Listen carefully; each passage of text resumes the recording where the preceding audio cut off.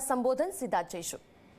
Dairy for nutrition and livelihood, nutrition के लिए और रोजगारी के लिए, अपनी चलाने के लिए, अपना जीवन यापन चलाने के लिए डेयरी का क्या प्रयोजन है, उसी पर ये थीम पर ये समिट का आयोजन किया गया है।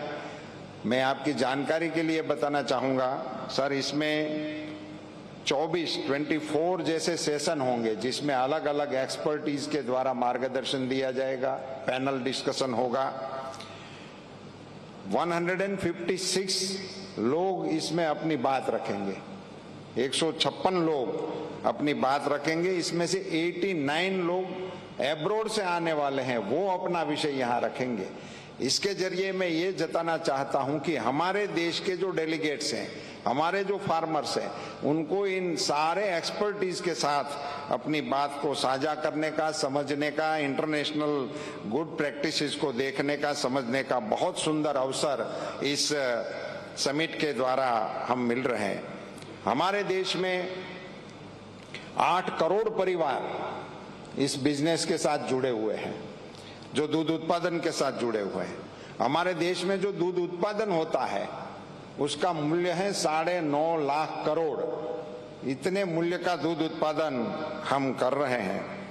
मुझे सिर्फ इस अवसर का मौका लेते हुए ये जरूर बताना है कि आजादी के बाद हमारे देश के पशुपालन क्षेत्र को हमारे विजनरी प्रधानमंत्री श्री मोदी जी के द्वारा जो ऐतिहासिक गिफ्ट दी गई है, एक तो इस विभाग को स्वतंत्र बना दिए, स्वतंत्र बनाकर 3 गुना बजट एलोकेशन कर दिया।